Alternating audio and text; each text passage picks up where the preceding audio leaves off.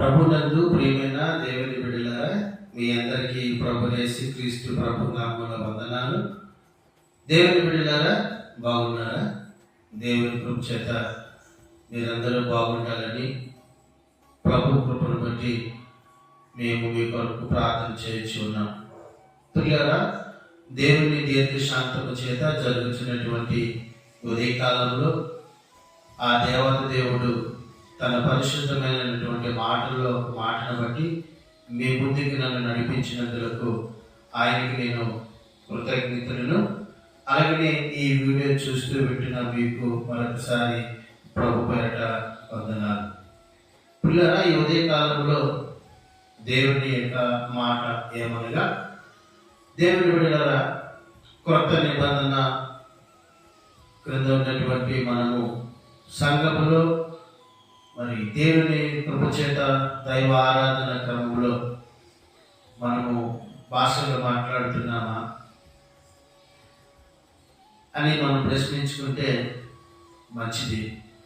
భాషలు ఉన్నాయా లేవా అన్న దాని గురించి గడిచిన వీడియోలో మనం మాట్లాడుతున్నాం. అయితే పిల్లరా, సంఘ క్షేమ అభివృద్ధి కొరకు ఆ కరుణా వాత్సల్యం దేవుడు ఇచ్చినటువంటి కృపావరంలో ఒకటి భాషలు మాట్లాడట. ఈ భాషలు కొరకు గడిచిన వీడియోలో మనం చెప్పుకున్నాం. మనుషులతో మాట్లాడే భాషలు, అలాగే దేవదూతల భాషలు ఉన్నాయని. కనుక పిల్లరా, సంఘములో ఈ రోజున భాషలు మాట్లాడుతున్నావా అని మనం ప్రశ్నించుకుంటే పిల్లరా, చాలా మంచిది. భాషలు అనేది ఒక కృపావరము కనుక దేవుని కృప చేత దేవుడు ఆ తలంతు నీకు ఇచ్చి ఉంటే అది దేవుడు వాడమన్న విధముగానే వాడుతున్నామా అనేది మనం పరిశీలించుకోవాలి. ఒకసారి మనం ప్రశ్నించుకోవాలి. ఈ రోజున సంఘాల్లో భాషలన్నీ ఉన్నాయని చెప్పి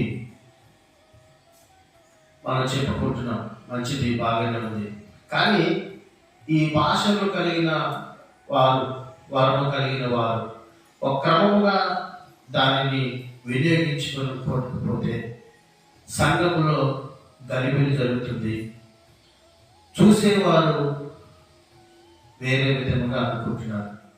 కనుక ప్రభునందు ప్రియులారా, ఒకవేళ దేవుని కృప చేత నీలో నాలో భాషలు మాట్లాడే వారు ఒకవేళ నీకు నాకు ఉంటే అది క్రమముగా దాన్ని వినియోగించుకోవాలని దేవుని వాక్యం చదివిస్తుంది.